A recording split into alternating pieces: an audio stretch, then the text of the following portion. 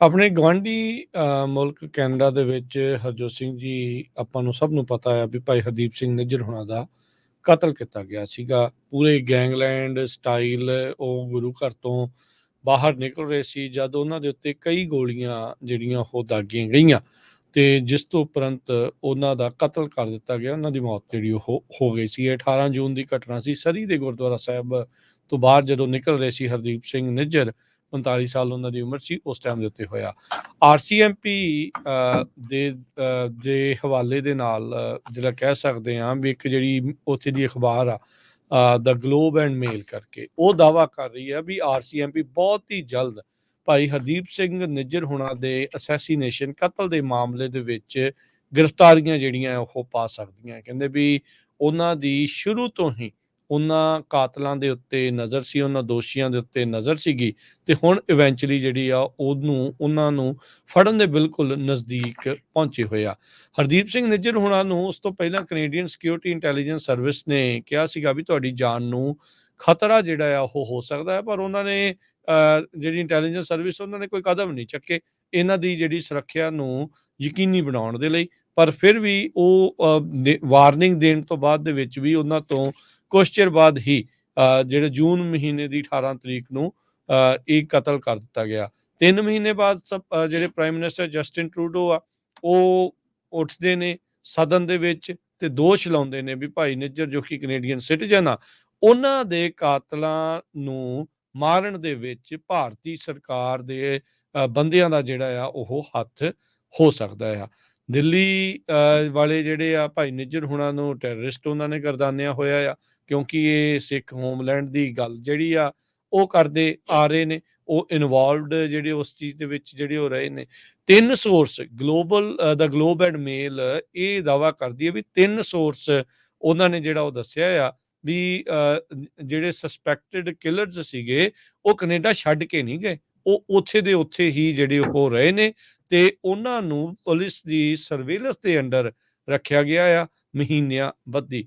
ਤੇ 2 ਹੋਰ ਸੋਰਸਿਸ ਇਹ ਦਾਅਵਾ ਕਰ ਰਹੇ ਨੇ ਉਹਨਾਂ ਨੂੰ, ਉਸ ਅਖਬਾਰ ਨੂੰ, RCMP ਬਹੁਤ ਹੀ ਜਲਦ ਕਹਿੰਦੇ ਗ੍ਰਿਫਤਾਰੀਆਂ ਜਿਹੜੀਆਂ ਆ ਉਹ ਕਰਕੇ ਉਹਨਾਂ ਉੱਤੇ ਦੋਸ਼ ਜਿਹੜੇ ਉਹ ਆਇਦ ਕਰ ਸਕਦੇ ਆ।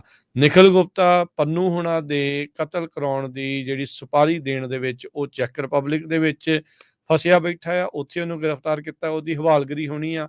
ਹੁਣ ਭਾਈ ਨਿੱਜਰ ਹੋਣਾ ਦੇ ਕਾਤਲਾਂ ਨੂੰ ਵੀ ਜਿਹੜੀ RCMP ਉਹਨਾਂ ਤੇ ਨਜ਼ਰ ਰੱਖੀ, ਉਹਨਾਂ ਨੂੰ ਜਲਦ ਜਿਹੜਾ ਗ੍ਰਿਫਤਾਰ ਕਰ ਸਕਦੀ ਆ। ਇੰਡੀਆ ਜੋ ਕਿ ਬੜੇ ਬੜੇ ਦਾਅਵੇ ਕਰਦਾ ਰਿਹਾ ਸਾਡਾ ਇਹਦੇ ਵਿੱਚ ਕੋਈ ਹੱਥ ਨਹੀਂ, ਅਸੀਂ ਇਨਵੋਲਵ ਨਹੀਂ ਆ, ਇੱਦਾਂ ਨਹੀਂ ਆ, ਉੱਦਾਂ ਨਹੀਂ ਆ, ਪਰ ਉਹਨਾਂ ਦੀਆਂ ਸਾਰੇ ਜਿਹੜੇ ਆ ਚੀਜ਼ਾਂ ਉਹ ਝੂਠੀਆਂ ਸਾਬਤ ਹੋਣ ਜਾ ਰਹੀਆਂ ਆ, ਉਹ ਹੋ ਰਹੀਆਂ ਨੇ ਤੇ RCMP ਕਹਿੰਦੇ ਬਹੁਤ ਹੀ ਜਲਦ ਇਹਨਾਂ ਨੂੰ ਗ੍ਰਿਫਤਾਰ ਕਰ ਸਕਦਾ ਆ।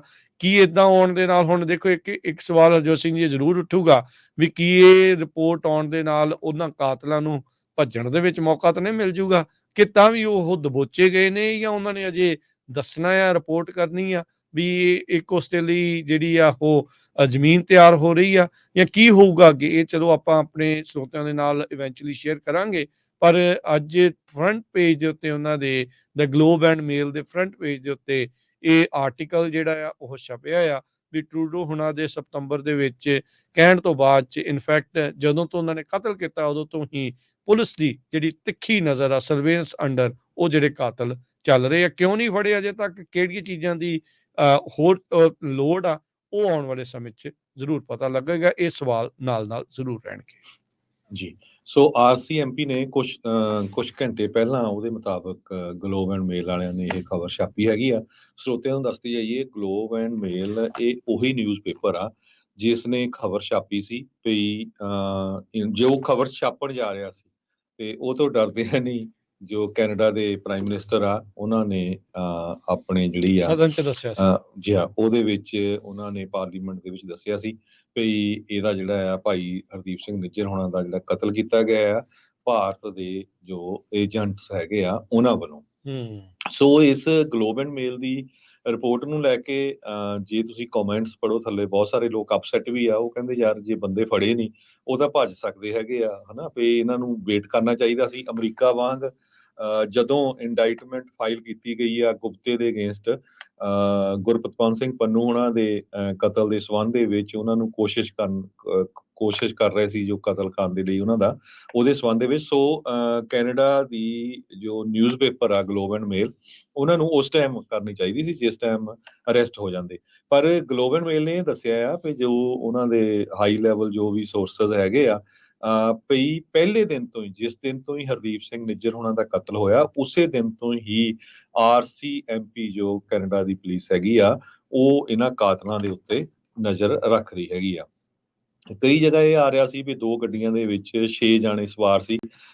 ਹੁਣ ਇਸ ਰਿਪੋਰਟ ਦੇ ਮੁਤਾਬਕ ਉਹ ਕਹਿ ਰਹੇ ਆ ਵੀ 2 ਜਾਣੇ ਜਿਹੜੇ ਆ ਬਹੁਤ ਜਲਦ, ਕੁਝ ਉਹਨਾਂ ਨੇ ਤਾਂ ਕੁਝ ਹਫ਼ਤੇ ਲਿਖਿਆ ਆ, ਕੁਝ ਹਫ਼ਤਿਆਂ ਦੇ ਵਿੱਚ ਜੋ ਆ ਉਹ ਅਰੈਸਟ ਕਰਨ ਜਾ ਰਹੇ ਆ। ਸੋ ਇਸ ਖਬਰ ਤੋਂ ਇਹ ਲੱਗਦਾ ਵੀ ਬਹੁਤ ਜਲਦੀ ਉਹ ਕਾਤਲਾਂ ਨੂੰ ਕੈਨੇਡਾ ਦੀ ਸਰਕਾਰ ਵੱਲੋਂ ਅਰੈਸਟ ਕਰ ਲਿਆ ਜਾਊਗਾ। ਸੋ ਇਹ ਗਲੋਬ ਐਂਡ ਮੇਲ ਦੀ ਜੋ ਅੱਜ ਤਾਜ਼ੀ ਰਿਪੋਰਟ ਹੈ ਕੁਝ ਘੰਟੇ ਪਹਿਲਾਂ ਦੀ।